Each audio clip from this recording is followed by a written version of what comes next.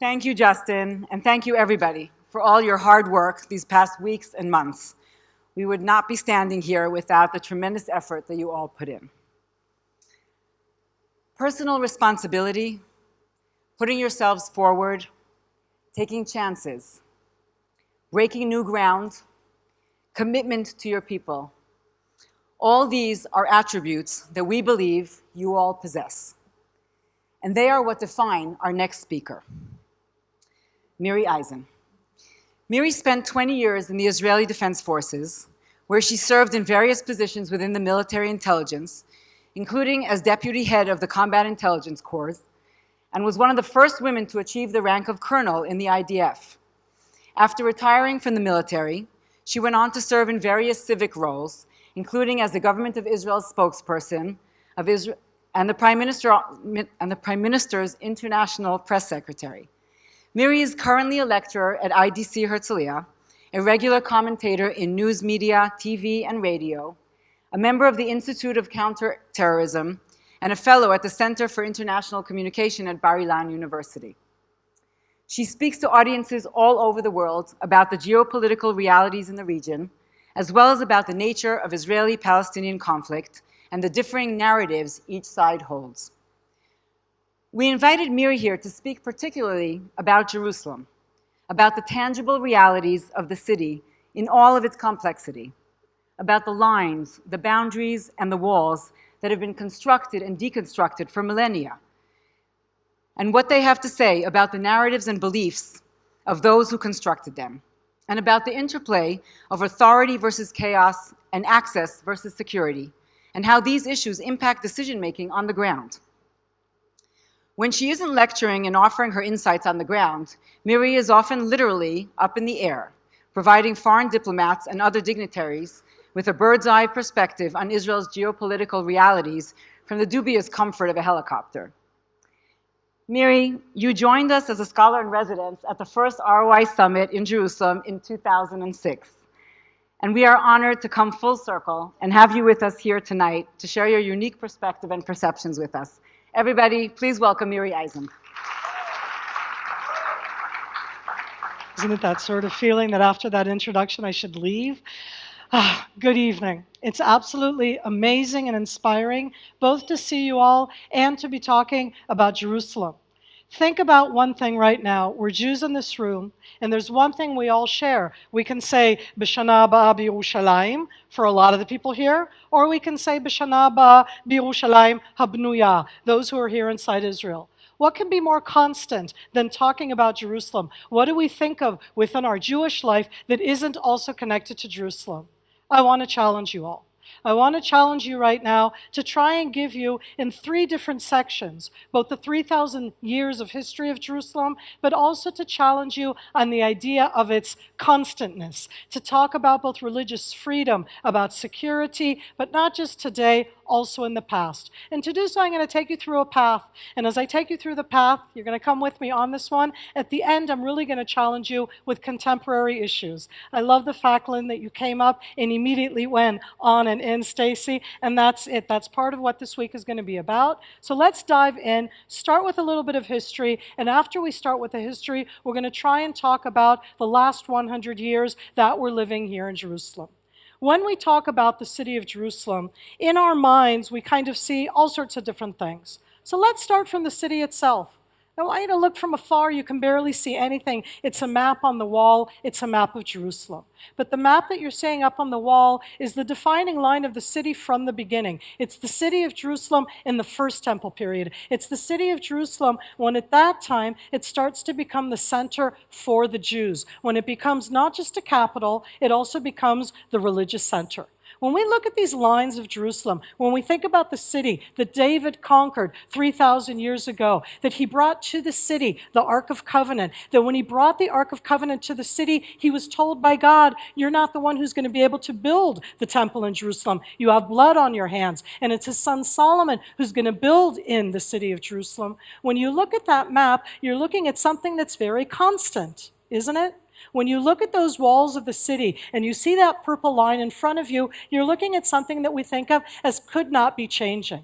But when we take into account the history of the city of Jerusalem, In the site itself, up at Mount Moriah, at the center, we have both the traditions of Abraham bringing Isaac, the site of where that first Solomonic temple will be built 3,000 years ago. And that temple stands for 400 years in the city of Jerusalem. But if you look at the lines of the city, if you talk about the walls, I want you to focus for a moment on two issues. On security, which is what walls are about, and about water, which is also what security is about. You can't have a city without security and water. If you build walls and there's no water, you're not going to be able to live there. And what's amazing about Jerusalem is how those two combine with the religious essence. Because when we pass on in time and we add on the magnitude of the city of Jerusalem 2,000 years ago, at the height of the Second Temple period, when we talk about that city then, look at how the city grows. So is Jerusalem constant or not? It's a city that grows. Not just the city itself grows, but the walls that define the city itself grow in time. From that initial first temple city that grew in its own time period to the second temple city that grows and grows and grows, we have historians 2,000 years ago, like Josephus, who sits down, writes a book, and describes for us a first wall, a second wall, a third wall, growing in and around the city of Jerusalem, showing us a city that at the end of the second temple period is going to have some of its best descriptions, not in a document that usually we talk about inside the Jewish setting. Because when you open up the New Testament, when you read the first 4 books of the New Testament, when you read the stories of Jesus, he's coming to the temple in Jerusalem that stood here at the time of Herod. He's coming to the city of Jerusalem that stood at that time, and you read those descriptions and you transition into another religion, into another ideology, and look at how the walls themselves change. When you talk about those walls are something living. They are archaeological that we could look at today, but we're talking already about 2 religions that come into the heart of the city, because the heart and the essence of Christianity as a religion takes place in the holy city of Jerusalem. The only place on earth that for Jews is holy in a tangible way, the only place that had something that came directly from God onto earth, the tablets in the Ark of Covenant, stood here at the heart of the city. When we talk about the city itself, when we see all of these different lines, and you can't read it, and you're looking at all these lines, and you can't figure them out, look at how the lines aren't even on top of each other. There was one city built, and on top of that, different city lines, because when you build walls, they're not as constant as you think. Walls are things that change. They change from the first temple period to the second temple period. When you go to the end of the second temple period, the destruction of Tisha B'Av, the city that will be built here afterwards, we get to what is, to me, perhaps in our history, almost the biggest anomaly after we talk about modern day times. What we're looking at right now in the yellow is a new city. It's not just a new city, it's Jerusalem, right? Ladies and gentlemen, it gets a new name under the Romans. It's called Ilia Capitolina. Not only does it get a new name, it gets a new city line. It gets a new city wall. So perhaps walls aren't as constant as we think. Walls are things that change. When we look at the city that both changes its name and changes its walls, we're talking about the time period of the Emperor Hadrian. One of the things about the Emperor Hadrian is in gaps. You're going to be talking about gaps all week long. There are so many gaps between 150 Jews who are sitting inside a room. We have 175,000 different opinions. Let's talk for a moment about Emperor Hadrian. Come to Israel, talk about Hadrian. Who's Hadrian? Hadrian of the Bar Kokhba revolt. He's the bad guy. Who's Hadrian? Hadrian's the one who destroyed both the city of Jerusalem, but then rebuilt the city itself as a new Roman capital. He changed the name of Jerusalem from Jerusalem to Ilia Capitolina. When I talk about Hadrian, he's the bad guy. Ladies and gentlemen, does anybody know what Hadrian is called in the world? Has anybody heard of the Pax Romana, or Roman peace, which is totally all about Hadrian? When we hear about Hadrian and we think about the gaps in narratives, the different ways that we look at different things, think just of Hadrian and of Hadrian's city in Jerusalem. Because he built a city that was a brand new city that was dedicated to the gods, the worst thing for the Jews who were not allowed to come near here. But it is also that gap when we look in Israel, in Judaism, at who Hadrian was, what he did to the city of Jerusalem, and the rest of the Western world look at that exact same figure. When I transition from the Roman onto the Byzantine city, and you're looking at these lines, and what is she talking about? Look at how all these lines change. They build a city, it grows, and it becomes smaller, and it grows, and it becomes smaller. And every time you build both walls for security, but you also talk about religious freedom.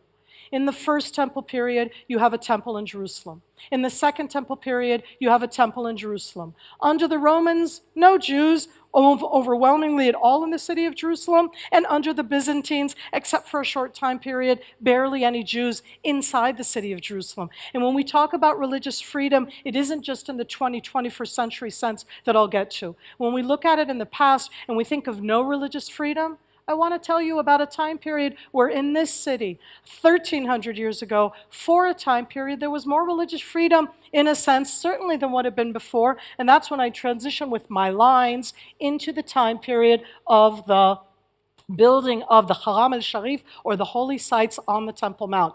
What is she talking about? Religious freedom in Jerusalem underneath the Arabs, underneath the Muslims? In the year 637, this city is conquered by the early Arabs. They're coming out of Arabia. It's already after the death of Muhammad. They already have a tradition that connects the area of Al-Aqsa to the religion. But I'm not talking about that for the moment. I'm just talking about the way you respect other religions. Omar, who's the commander of the Arabs at that time, 637, arrives in the holy city of Jerusalem, holy to the Christian, conquered from the Christians, conquered from the Byzantines. And he does two things. One, he walks into the city, he goes to the Church of the Holy Sepulchre, he looks at the front of it, and you know what he does? More correctly, what he doesn't? He does not go inside. Because he says, if I go inside, it's going to turn into a mosque. Go, in these coming days, you're going to be going into the city, into the walls, seeing the different aspects. Opposite the Church of the Holy Sepulchre, for the last 1,300 years, is a mosque. It's called the Omariya. It's directly across from it on the far side of the courtyard. And if you talk in a sense about religious freedom, about access, about what it means, think about Omar, who 1,300 years ago came on and in and said, I won't go into the church because that would turn it into a mosque. I'll pray outside of that. In addition, under the early Arabs, the Jews are allowed back into the city of Jerusalem. And when they come back, initially, I don't know if you can really see, Jewish quarter is on the northern side of the city. Because even in the constants of Jerusalem, when you talk about the lines of the city, the walls of the city, even the location of where people live inside the city are something that change all of the time.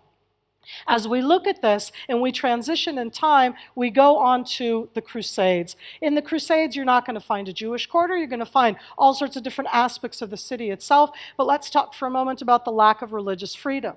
Because if Omar in 637 came here and did something amazing, what's going to lead to the Crusades to a large degree, what's going to bring those Crusades here is going to be the fact that the Church of the Holy Sepulchre, that Jerusalem itself, is both desecrated by a Muslim king. That same Muslim king who came out of Egypt at that time will later on found a totally different religion. But when you look at the city under the Crusaders, you're talking about a city, religious freedom. It's a Christian city. Can you imagine, in today's terms, taking the Golden Dome of the Rock and turning it into a church? Can you imagine taking the Al-Aqsa Mosque, entering in it, and turning it into a Christian temple? Because those buildings were turned and changed at that time, and the lines of the city, again, are going to change. When we go forward in time, just two more aspects of the history. The one is bringing us on into the Mamluk era. Don't we all know what's constant? Jerusalem? What are the names? David called it Jerusalem and he called it Zion. Yerushalayim. When we talk about Yerushalayim and we go on Yerushalayim or Tzion as names, when we get to the Roman time period, they change the name. They call it Ilia Capitolina. The Arabs in the city of Jerusalem, when they conquered in 637, don't call it Yerushalayim or Tzion or Jerusalem. They continue to call it Ilia. It's going to be the Mamluks who come in from Egypt, who in the 11th, 12th century will start calling the city the name that it's given in Arabic until now. What's it called? Al-Quds, the holy. When you talk about the constants of Jerusalem, different names, different lines of walls, differences that happen over times. And this is in that background history. Last story that has to do with the history itself is going to take us into the time period of the Ottoman Turks. When we look at the time period of the Ottoman Turks, I want to tell two stories. Isn't it kind of nice to wake up in Istanbul, to be sleeping there as the Sultan, and to have a dream about Jerusalem? And when he dreams about Jerusalem, Suleiman the Great, he comes to Jerusalem, both himself, to rebuild the city walls of Jerusalem. City walls give you protection. When we say the term security, people are a little deterred. When we say the word protection, people understand it more. And in 1537, 500 almost years ago, the Turkish walls, the Ottoman walls that we have in the old city of Jerusalem are the ones that we have to this day. So he had a dream, and he builds walls. And those walls are about protecting the holy city. Last point in history. So I heard that there's from Moldova, and I know that there's from the former Soviet Union, and the summer of 2014 was something that we all remember for a variety of reasons. Most of us don't remember that in the summer of 2014, there was the Second Crimean War. The First Crimean War, ladies and gentlemen, was in the 1850s. And the First Crimean War in the 1850s was on no other than who would be able to be the one in the Church of the Holy Sepulchre in Jerusalem and additional religious sites. Jerusalem can start wars. Jerusalem is the center in that sense, and it's something that started already in the 19th century. From this background history, as we look at this, I want you for a moment to look at a map that is an archaeological map that shows us the essence of Jerusalem. This is a small portion of a mosaic floor that is in Jordan, that's from the 6th century. It was done in the 570s. And in it, we're seeing the beautiful city of Jerusalem. If we look at it, because it was done then, at that time, you can see the outside line, which is the outside wall of the city. Protection and walls inside the city and on the perimeter are something that they needed. But the last point in that sense about words and terminology is from the middle area where we can see the pillars of the Cardo, of the main street as they existed in the 6th century. At the left side, we can see the big plaza that was in the front of, today, Damascus Gate. So let's go through it. I said it in English, Damascus Gate. What's Damascus Gate called in Hebrew? Shal Shem. Okay, ladies and gentlemen, what's it called in Arabic? Bab el-Amud. Why do we all know that now? Because we all take the light rail. The light rail stops. It says, Damascus Gate, Shal Shem, Bab el-Amud. Bab el-Amud. Where's the Nablus, which would be Nablus? Shem. Where's the Dimashq, which would be Damascus? Why do you call it Bab el-Amud? And in Arabic, the name itself of the gate of a pillar is actually shown here on the Madaba map, a map which was done in the 6th century, where in the middle of that little area on the left side, you can actually see that pillar. And look how you see the same gateway called 3 different names in the 2017 and the way that it's commemorated over the history. But that gives you background, different lines, 3 different religions focused on Jerusalem. Al-Quds, the holy for the Arabs, the Muslims. Yerushalayim for the Jews, Jerusalem or Jerusalem for the Christians, the heart of the religiosity within the city. What happens in the last 100 years? When we talk about what happens in the last 100 years, we have to go to December 1917. Because in December 1917, exactly 100 years ago, General Allenby is going to come to town. And he comes to town December 1917. Let's see right now what it looks like when General Allenby arrives in town. We already had film at the time. We're looking at the outside of the old city, December 1917. This is the area of Jaffa Gate. And in come the British, and the commander is going to be at Jaffa Gate. And what does Allenby do in December of 1917 to respect the city of Jerusalem as they're all waiting for the commander to arrive? The crowds, the troops, everybody's getting near. First of all, I want you to know that this is a total photo op, meaning it's totally staged. The surrender of Jerusalem took place 3 different times. This, by the way, is the 5th time. But look at when it comes, because it was staged. They brought the cameras to stage it. They did that then also, not just today. And now he is going to arrive in that sense as he comes on and in. And when he comes on and in, he does something quite amazing. He gets off of his horse and he walks through Jaffa Gate into the city. Because when you're coming into the holy city of Jerusalem, when you're coming in as the British commander, when you're coming in with your forces, what you want to do is respect the new place that you're coming in. When the British themselves come on and in and take over the city, the British Prime Minister in December of 1917 in World War I says, General Allenby gave the British a Christmas present. That was the quote of what he said at the time as General Allenby staged walks in for that. So we're going to stop the movie for a moment, and we're going to go on in time and talk a little bit more about the implications of the last 100 years. What does it mean that Jerusalem itself as a city is one that has been here in the last 100 years? In the rule itself, under the British Mandate, I went way too far, the initial proclamation of when General Allenby comes into the city. It's a military commander. He's conquered the city from the Ottoman Turks. He proclaims martial law. And what does the military commander say? What does the security of the city say? It's all about freedom of religion.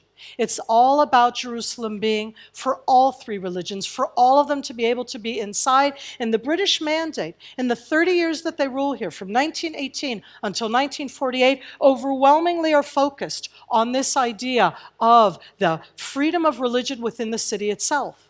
When they look at the city, they start to decide how to plan it. There's a term that we talk about today, and you're going to be talking about it throughout the week, the Holy Basin.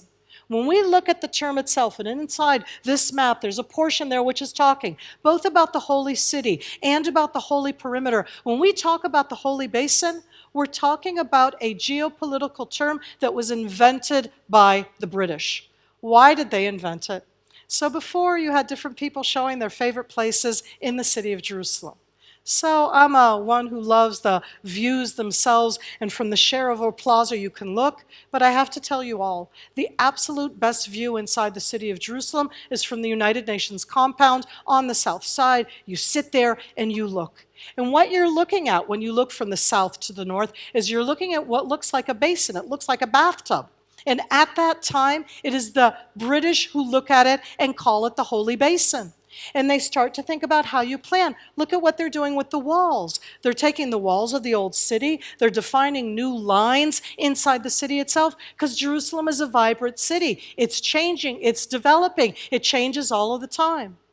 The British Mandate will rule here for 30 years. The British do not decide at the end what to do in the future of Palestine, and the United Nations Special Committee on Palestine arrive here in the summer of 1947. Most of us talk about two states, partition, 1947. It's 100 years to Allenby conquering Jerusalem. It's 70 years to the partition plan being approved by the United Nations on November 29th, 1947. What most of us forget is in the partition of the land, it also defined that Jerusalem would be separate. Talk about that this week. Is it relevant? Is it relevant to talk about a separate Jerusalem? This is a unified city. When you look at the map, and this is the United Nations map that was part of the partition plan from 70 years ago, oh, look at what they did. It isn't just Jerusalem. It's Jerusalem and Bethlehem. So when you define what the lines of Jerusalem boundaries proposed are, you can add in Jerusalem, you can add in Bethlehem and Bet Sahul, you can add in El Azariah and Abu Dis, areas to the east of Jerusalem today, Area B underneath the Palestinian Authority. Look at those differences and think about those ideas. Is it relevant? Is it not? Let's hear how the United Nations Special Committee on Palestine described this city in those years, all those years ago. We're going to watch a short film. UNO's Palestine Fact-Finding Committee, better known as UNSCOP, has already held its first meetings. The public were admitted to these deliberations, where the delegates are sifting the evidence and trying to solve what appears on the surface at least to be an almost insoluble problem. The delegates also took a little time off to see Jerusalem.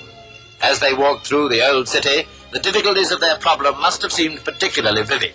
For here, the history of the two conflicting races is so bound up with that of Jerusalem itself that the solution will certainly not be easy to find. They also saw the ruins left by the 1926 earthquake. These are near to the Wailing Wall. Now, I'm afraid there's no doubt about it. Settling the question of Palestine is a tremendous undertaking. 1947. The decision itself passes at the United Nations 1947, and the city of Jerusalem itself becomes a battleground. I'd like to introduce you to two new figures. Not always in the history of what I talk about inside these different things do we get the chance to talk about a bromance. What you're seeing right now is a photograph of two military commanders. At that time, both of them colonels. The right-hand one, more famous to everybody, is the guy that when I go around the world, most people say to me, "What are you, a pirate?" I hope within this community here, most of us will recognize that we're looking at Moshe Dayan.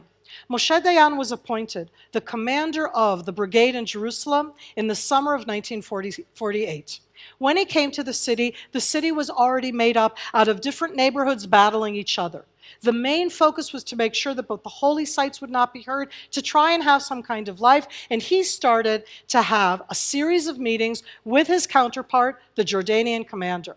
First of all, I'll say that Abdallah Attal, to me at least, is a lot better looking than Moshe Dayan, but that's a side note. Both of them wrote memoirs. You sit and you read Moshe Dayan's memoir. In it he says, "I met Abdallah Attal. Abdallah, tall, handsome." I'm telling you guys, this is a bromance. Okay, this is the description of Moshe Dayan's words. What a fighter, so amazing. But in this case, we have a counterpart. Abdallah Attal also wrote his memoirs. And in his memoirs, he writes, "I met Moshe Dayan.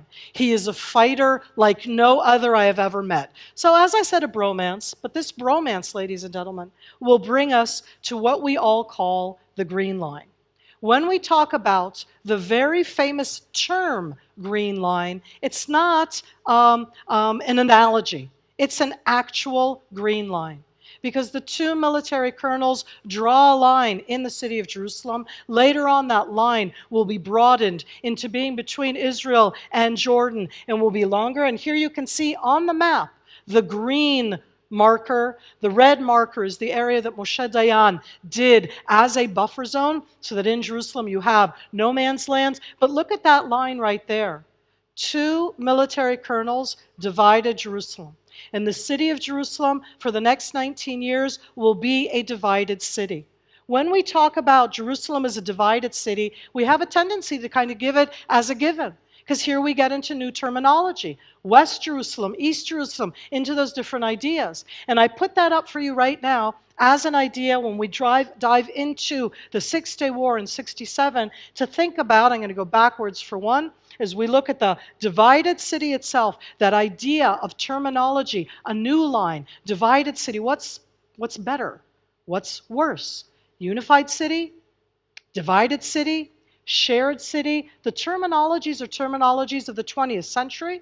And in 1967, on June 7th, 1967, Israel, on the third day of the Six-Day War, is going to reunify Jerusalem, conquer Jerusalem. And on that issue, I want to take us forward in just a moment. Because for the last few minutes right now, I don't want to skip over the last 50 years. I want to talk about 2 points, and then I want to, as I say, challenge you.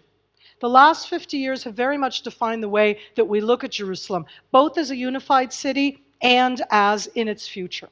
If we look at the lines themselves, what happens first in 1967 is that the same old Moshe Dayan, the guy from 1948, now the Minister of Defense, defines a new line. Is this line holy? Is the line in the United Nations holy? Is the line that Moshe Dayan and Abdallah Attal, the Green Line, holy? Are any of the lines holy? If they're not holy, are any of the lines changeable? And I say that because when we talk about lines, we need to think about this. Which are the lines that have to be? Is the 19 years the holy line? Is that the line that you want? And I'm just putting it out there as a question that I want you to think about throughout this week when it comes to the city of Jerusalem. In addition to the line that was defined by Moshe Dayan, I want to add in one more aspect which is so important, both about Moshe Dayan but about religious freedom. Over the last few weeks, there's been a lot of information that's been coming out 50 years to the Six-Day War. It's June 7th. Okay, I get goosebumps saying June 7th. I freely admit it. That's the day where we're going to have Motagul say, Harabayit biyadenu, the Temple Mount is in our hands, 50 years ago in June of 1967. A little known story. June 7th, 1967. The battalion that arrives in the Old City, goes through Lion Gates, gets to the Western Wall, puts a flag, very famous, on the Western Wall. And then they're all up on the Temple Mount. And there's one of the officers there who happens to have an additional map inside his thing. And he says to Motagul, who was the military brigade commander of the force, he says, Mota, I have a flag. Should we fly it on this building? This building, ladies and gentlemen, the Dome of the Rock. Mota says, sure. The officer climbs up and puts on the top of the Dome of the Rock on June 7th at 2 p.m. an Israeli flag. Moshe Dayan, Patch Guy, Minister of Defense, at this stage is on the Mount of Olives looking at the forces that have just unified, just arrived at the Western Wall. He sees the flag being unfurled. He gets onto the radio and he says, take the flag down. Do you want to light a fire we will never be able to put out? When we talk about sovereignty, about religion, when we talk about responsibility, remember that story. Because when we talk about the city of Jerusalem and the challenges it has within, and you're going to be exploring that through the walls, through the lines, throughout the week, think about the different ways that you can access that. What do I want to show you right now? We're going to go forward right now, and I want to talk a little bit after these lines of Jerusalem about the way that we look at 50 years to the Six-Day War. When I talk about 50 years to the Six-Day War, over the last 6 weeks, we have seen numerous films about the Six-Day War. I want to offer you food for thought for the week. You are going to see now in sequence, I'm going to introduce and then show, introduce and show, 3 movies of 60 seconds that have been made in the last 6 weeks about the events 50 years ago and their implications. We're going to start with the first movie, which was put on the BBC from June 5th, 2017, 60 seconds on the Six-Day War. The first BBC movie, can we play the first BBC movie?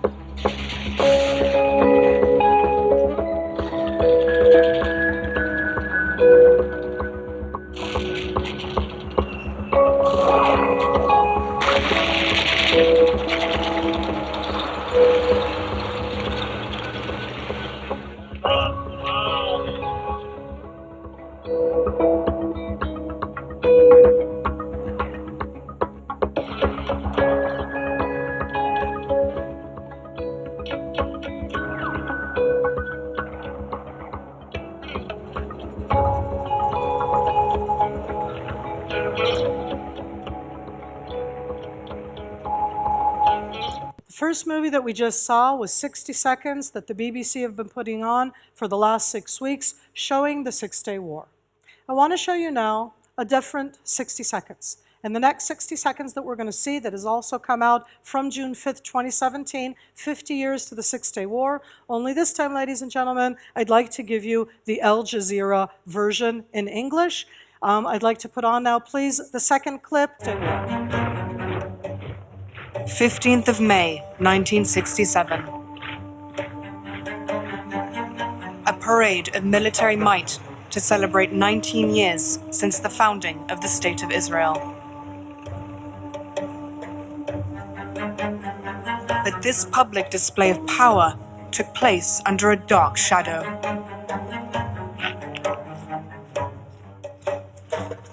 The previous day, Egyptian President Gamal Abdel Nasser had ordered his forces to take up positions along the borders with Israel.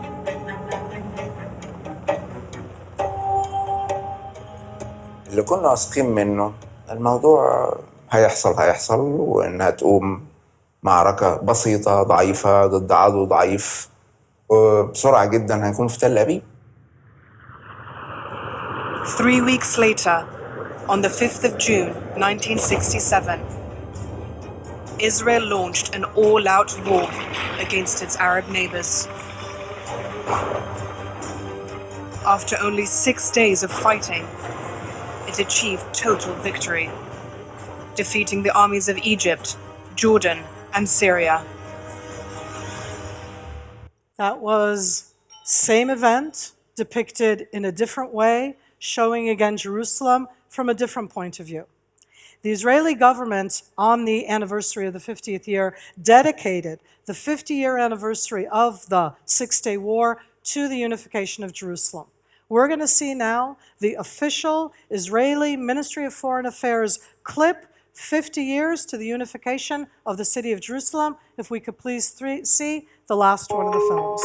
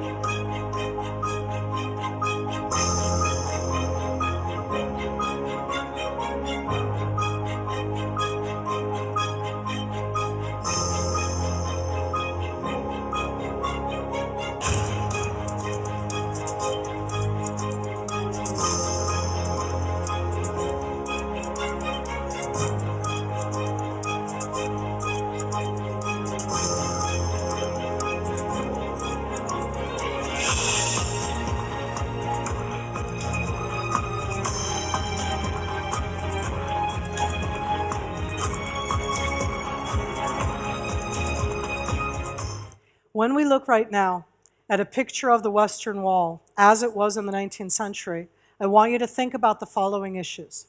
The lines of Jerusalem are so not something that you think of in a constant way. The lines of Jerusalem, the walls of Jerusalem are constantly changing. When we think about Jerusalem as continuously being something here, when we talk both about walls and lines, these lines are things that evolve and they change over time. I want you to think about the challenges of what the city stands for. It's religious freedom, the access and security as two different ideas that on one hand, giving security is also protecting. And on the other hand, when you talk about freedom of access and you talk about security, you feel like you're talking about something that contradicts each other. And we need to talk about that. What is it about the future of the city of Jerusalem? Is it a unified city? Is it a shared city? Is it a divided city? Is it two cities? Is it one city? I'm not giving you answers. I'm asking questions. Jerusalem right now is at the heart of a lot of controversy. It was alluded to before, the Western Wall in itself. I think I watched the MFA little clip a little differently than I did last week. And I say that because within all of that is that idea both of dialogue and of opening up. For most Israelis, when we talk about Jerusalem, we're talking about what is for us so clearly undivided capital. But when we talk about lines and walls and all of the different aspects of the religious diversity within this city, whose city is Jerusalem? And I leave that at the moment as a question, and I'm open now to answer any questions that you want about the 3,000 years of history or other issues that I alluded to as we were talking. So I'm going to open this up for questions. Please feel free as I do that over there. Right now I'm going to stand over here and get some drinks. I need drinks, right? Okay. We've got two mics, one in the middle and one over there. So please, anybody who has questions, please, you can line up behind the mics and we'll take as many questions as we can. So please keep your remarks, or rather your questions, short so we can get to as many people as possible. Okay. I have a very quick question. Can you run that scene back of the praying at the wall? Because I have a question. It's kind of political right now. This one. That were men and women at the wall praying together. That was a man, there, a woman. This is a picture of the Western Wall from 1872. In it, you can see the men and the women praying together at the wall. And there's no question whatsoever, when we talk about the holy sites, they evolve. And I don't think the only thing in that sense, I mean, I certainly can talk about the present day issues, but that's bringing it out, and I'm sure it's going to come out all week. So yes, that most definitely is a picture that was on the front page of Haaretz for the last few days, very much to make a point, because until the end of the 19th century, not only did they pray together, but when they were praying at the Western Wall until the pretty much end of the 19th century, and even some Jews today, I would say, think they're praying at a wall of the temple. And it's only really in much more modern times that people are aware of the fact that they're praying at a wall which is part of the retaining walls, and there's a western one, a southern one, northern, etc. So absolutely, Lynn, that is a wall where men and women are praying together. Yeah, doesn't make it any easier. Please. Okay. Wow, silent in the ranks. Talk about overwhelming everybody. Ask me about anything. Go anywhere. So you went, there was a lot of history, as you say. It was. So I wasn't clear. I know there was definitely the one Arab ruler that had an open religion in the city. So can you kind of just highlight those as opposed to chronological, like other periods of religious freedom as opposed to not religious freedom? Or just respecting all religions? So the earliest ruler who respected all religions in Jerusalem would have been Cyrus, the king of Persia. And when we talk about the beginning of the Second Temple period, which started here in and around 530 before the Common Era, when the Jews come back and rebuild the Second Temple, they're coming because at that time the Persians said, you want to build a temple? Build a temple, no problem whatsoever. We have no problem with that. And that time period won't even end with the Greeks. The Greeks initially didn't care as much. It's going to be at a stage along the way where the Greeks say, yeah, you have to put a statue of me inside the temple, that we get into the stage both of Hanukkah and other aspects that will come along the way. So that's the first one, would be Cyrus. Along the way, under the Byzantines was one Byzantine emperor called Julius, who for 2 years said, you know what, Christianity, nice and good, but we want the Jews to also be able to have freedom. At that stage along the way, it was also perceived as being something important. There was a very short time period in the mid of the 4th century, 361 to 363, where the Jews were told that they would be able to rebuild a third temple. That was a long time ago. Under Omar, in that sense, it was religious, pretty much freedom under the early Arabs. And under the later Arabs, you can see that Muslims, because it became a little bit different afterwards, that they gave space. When I say space, it isn't equality, but it is freedom. Inside Islam, they have full recognition of both Christianity and Judaism as acknowledged religions. But I'd like to tell you now one story to give you an idea.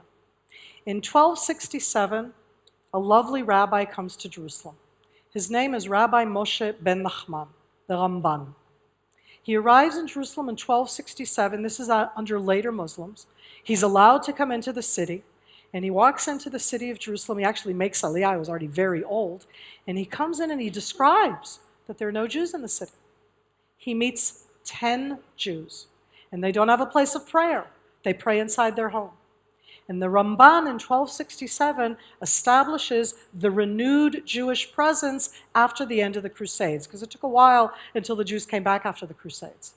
When they build the synagogue, and those who have been in the Jewish quarter can go and visit that synagogue, it's lower. Because you were allowed to build a synagogue, but it had to be lower than the height of the mosque. Not only that, but specifically where the Ramban synagogue is, and it's right in the big circle inside the Jewish quarter. And you're going to be wandering in these places in your tours. In the Jewish quarter, near the Hurva synagogue, it's below the street, and there's a mosque right next to it. Because you had to have a mosque above it, and the synagogue below. So when we talk about religious freedom, we're not talking about full recognition, but it is a partial recognition. Okay? Please. Yeah. Hey, Miri, thank you. Can you talk a little bit about the economy of Jerusalem over the year? What's it made of? How are people collaborating? Does it grow and shrink through these different eras you describe? Is it internal with other cities? Nowadays, as we're talking in modern times, which I kind of skipped over, I just want to be clear on the question. Actually, all of it. I'd love to hear if over the years and as these changes are happening, how is the economy adapting to them? So the city of Jerusalem today, the capital of the state of Israel, Israel is made up out of approximately 8.8 million people. Jerusalem is edging into 900,000 people. So that's already kind of like, wow, very big city.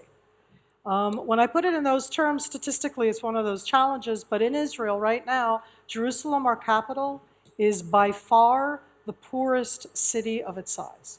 Meaning it's the largest city, it's twice the size of Jerusalem, it's the poorest city, and it's definitely going through a very vibrant change over the last 20 years where it's trying to bring into the city both the high tech and tourism and cultural life and bringing jobs into Jerusalem. If I talk about ancient times, in an odd way, the largest income of Jerusalem all of the years is the fact that it is a pilgrim city. It's been a pilgrim city for the Jews. Do you know how much money pilgrims bring in? Okay, I don't mean this on a personal stage, but you do realize what a pilgrim is. All of us are in that sense. You're staying at a hotel. That brings in income. That makes jobs. You go and you eat. That brings in jobs also. And in that sense, all of the years throughout history, the time periods where Jerusalem has done very badly is when it hasn't had pilgrimages to the city. It doesn't matter which religion, if it's the Jewish, the Christian, the Muslim, or all three of them. That generates a lot of the economy of the city. In the last 30 years, as I said, it's rapidly changing. Jerusalem right now is becoming a hub of high tech, both because of certain ones that are in town, but also because Mayor Barkat and before that have been very active about trying to bring that into the city. So it's the combination of both. Having said that, I'd like to be very clear. You're going to go out and see those contradictions. Jerusalem is made up out of 3 distinct subpopulations. A third of the city are Arab residents. When Israel conquered in 1967, Moshe Dayan, patch guy, Minister of Defense, did several things. On June 7th, he said, take the flag down, okay? On June 29th, he was the one who, in the government 50 years ago, was the one who brought in the government proposal for the unified city of Jerusalem, and he drew that new line of the city, the municipal line that we have to this day. And when he did so, overnight, the city grew by almost 25% with Arab, mainly Muslim residents. Most of them are still residents today, and they're overwhelmingly the poor within the city. A third of the city are Haredi, ultra-Orthodox, another segment, and then a third are everybody else. So it's a very unique city inside Israel right now, has very different statistics compared to the others. How's that for 2 minutes on? Please. Hi, Miri. You briefly mentioned the possibility of a third temple, and I'm wondering about the likelihood of it happening and the pros and cons of such a thing. It's a lovely idea and aspect. So in its own ways, I'm doing this without a map behind me and without the Western Wall. One of the beauties of the city of Jerusalem is the fact that the city has evolved over time, that in the 20th century, and I don't mean to be rude to anybody, but in the 20th century, except for the 19 years of Jordanian rule, when the city was divided, the different religious sites here have more or less worked. The Jews have had their religious sites. It doesn't mean that they've thrived, but they've had the religious sites that have been under their own rule. The Christians have their religious sites that are divided into a lot of different denominations. And the Muslims in the city of Jerusalem on the Temple Mount, called in Arabic Haram el-Sharif, or the Al-Aqsa compound, have the third holiest site to Islam. When we look at that compound itself today, when we talk about the terminology, the idea of a third temple can only be on that site. And in my geopolitical hat, I will say, irrelevant to anything. For all of those who want to sit and read a hard book that is just being hard in the sense that it makes your stomach hard book, an Israeli author by the name of Yishai Sarid wrote a fictional book that came out 4 years ago, which is called The Third, okay? And in it, he depicts an imaginary world in which, in the aftermath of a war here and the destruction that happened, the Jews build a third temple. And it is, as I said, okay, got to read that one to get a sense of what that is. Ladies and gentlemen, sitting here right now, okay, our Judaism, 2,000 years after the destruction on the 9th of the month of Av of the Second Temple, our Judaism is dramatically different. Are you all ready right now for the type of Judaism that instead of 3 prayers a day, you slaughter 3 times a day animals and all sorts of offerings at a temple? I mean, we're talking about something which is very different. So there's a lot of discussion about the implications, but that's a very side idea in that sense. Could you talk a little bit? We're going to do this as the last question, okay? Please. Did anybody else want this question? Go for it, it's okay. Can you talk a little bit about the relationship between changing densities within the city and where the lines are drawn, how that forces the redrawing of lines or forces people to cross lines in different ways, and where you see that going in the next 10, 15, 20 years? So it's a wonderful both question, comment in that sense. So modern day Jerusalem, as we have it right now, is a city that's made up out of 56 different neighborhoods. When we say neighborhoods in Jerusalem, when you say you're from Jerusalem, the follow-up question is which neighborhood you're from, because that already gives you information about the person. But nowadays, just like with everything else, it changes, it evolves. It used to mean one thing, and it changes into something else. The three different categories that I defined before as living inside the city of Jerusalem, the Israeli citizens who are not ultra-Orthodox Jews, the Israeli citizens who are Orthodox Jews, it's like a third and a third. And the third category are residents, not citizens of Israel, the residents who are overwhelmingly Arab Muslim. There's also Arabic-speaking other categories within. The three are kind of in a balancing act. And in that sense, it's something that I don't know what'll be here in 10 or 20 years. But this is the capital of the state of Israel.